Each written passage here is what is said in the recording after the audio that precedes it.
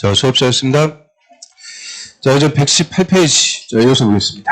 118페이지.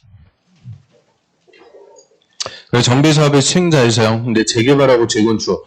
자, 이 재개발, 재건축은 원칙적으로 조합이나 이제 토지 등 소유자가 하는데, 자, 이 재개발, 재건축도 일정한 사유가 있으면 공공이 직접 할 수가 있죠.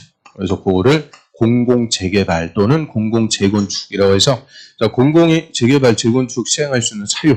자, 밑에 3번 봅니다. 가로 1번에. 시장원수 등은 재개발, 재건축이 다음에 닿으면 직접 정비사업을 시행하거나 토지주택공사 등을 시행자로 지정해서 시행하게 할 수 있다. 끊고요. 그래서 이 재개발, 재건축도 다음에 그 박스에 8개 사유, 8개 사유가 있으면 공공이 할 수가 있죠. 그래서 그 8개니까 26회 때는 단독 기출. 그것도 제일 어려운 거. 7번, 8번 분수 딱 바꿔갖고 물어봤는데요. 이 분수, 이거 이외에 우리 정비법에서 외워야 될 중요한 분수들 널려 있습니다. 이런 거 뭐 10년에 한 번, 20년에 한 번 나올까 말까 이런 게 중요한 게 아니죠. 그래서 안 외워도 되는 거, 이해만 하면 되는 거 몇 개만 딱 찍어갖고 한번 보죠. 자, 1번. 그 1번에 천재지변 등, 그 밑에 줄 끝에 긴급하게 정비사업을 시행할 필요가 있을 때, 그럼 천재지변, 지진 나왔고 아파트 무너졌습니다. 신속하게 재건축해야 되는데 조합 설립하고 그럴 겨를 없어요. 그래서 천재지변 등으로 긴급하게 정비사업 시행할 필요가 있으면 공공이 할 수가 있고요. 또 옆으로 합니다. 4번. 그 지자체 장이 시행하는 국토법의 도시군계획사업과 병행, 밑줄. 도시군계획사업과 병행해서 시행할 필요가 있다. 그럼 도시군계획사업하고 함께 할 때는 공공이 하는 게 더 효율적이다. 또 5번. 순환정비 방식, 밑줄. 순환정비 방식으로 할 때, 오늘 순환정비 방식은 순환용 주택 아파트 한 1000세대 미리 지어놓고 철거되는 주택의 소유자들 순환용 주택에 잠깐 살고 계세요 해놓고 1동, 2동, 3동 순차적으로 하나씩 정비를 해나가는 것을 순환정비 방식이라고 하고요. 이 순환정비 방식으로 하려면 일단 순환용 주택 아파트부터 한 1000세대 지어놓고 시작해야 되니까 조합이 절대 할 수가 없죠. 무조건 공공이 합니다. 그래서 3개. 천재지변 등으로 긴급하거나 도시군계획사업과 병행해서 하거나 순환정비 방식으로 할 때, 이런 때는 재개발, 재건축도 공공이 다 시행할 수 있습니다. 그 다음 그 박스 밑에 한번 볼까요? 조그만 글씨. 시장원수 등이 직접 정비사업 시행하거나 토지주택공사 등을 시행자로 지정고시하면 그 고시 다음날 동안 쭉 옆으로 와서 조합 설립 인가가 취소된 걸로 본다. 이게 또 작년 기출지문이죠. 그러면 시장원수 등이 토지주택공사 등이 공공이 사업하면 조합이 있을 필요 없죠. 그래서 조합 설립 인가가 그냥 취소가 되는데 언제냐? 다음날. 다음날 또 빼먹고 또 틀리게. 하여튼 더럽게 어렵게 물어봤죠. 그래서 사업 시행자 지정 고시 다음날 조합 설립 인가가 취소가 됩니다. 즉 공공이 시행할 때는 조합이 있을 필요가 없죠.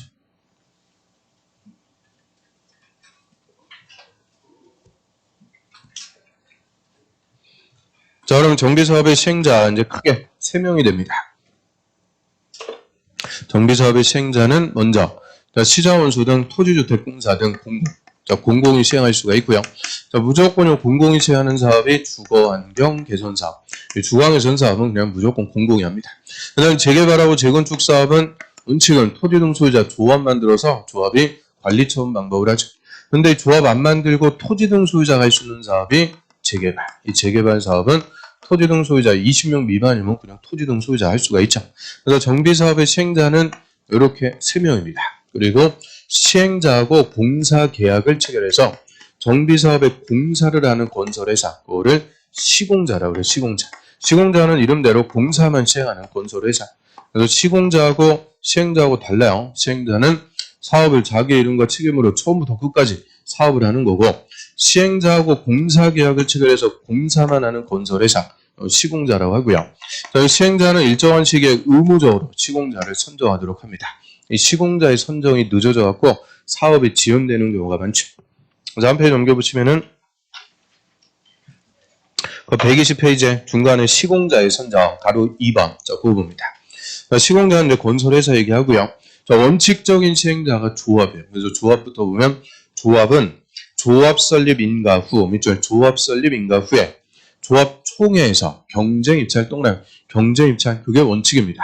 다음에 경쟁 입찰이 2번 이상 유찰되면 그냥 한 명 찍어갖고 수의계약으로 할 수가 있죠. 이거는 모든 공법이 다 똑같아요. 경쟁입찰 붙이려고 그랬는데 2번 이상 유찰되면 그냥 수의계약으로. 다 똑같으니까 원칙 경쟁입찰 방법으로 건설사업자나 등록사업자 이 건설회사를 시공자로 선정해야 된다. 의무입니다. 딱 끊고요. 근데 다만 그 조합은 100명 이하 밑줄 정비사업 그거를 소규모 사업이라고 그래요.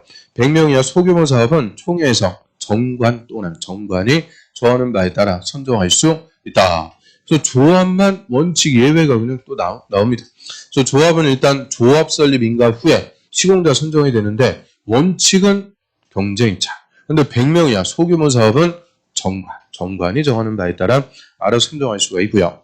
그 다음 또 하나는 2번 토지 등 소유자가 재개발 사업합니다. 토지 등 소유자 조합 안 만들고 재개발할 때 이때는 조합이 없으니까 사업 시행 계획 인가 후 규약 또는 규약에 따라서 건설회사를 시공자로 선정해야 된다. 그게 26회 때 정답. 그래서 토지 등 소유자는 경쟁입찰 안 돼요. 토지 등 소유자는 그냥 규약이요. 그럼 규약이라는 것은 토지 등 소유자가 정비사업 하기 위해서 정하는 자치규범을 얘기하죠. 조합은 정관, 토지 등 소유자는 규약, 공공은 규정이라고 합니다. 규정. 그래서 이 토지 등 소유자는 규약에 따라서 시공자를 선정합니다. 그 다음에 또 하나는 3번은 이제 공공일 때, 공공이 할 때도 시공자 다 선정하는데, 공공은 뭐 지들이 알아서 할 거니까 우리가 관심 쓸 필요 없어요. 그래서 이 두 개만 확실하게 정리합니다. 일단, 선정하는 시기 달라요.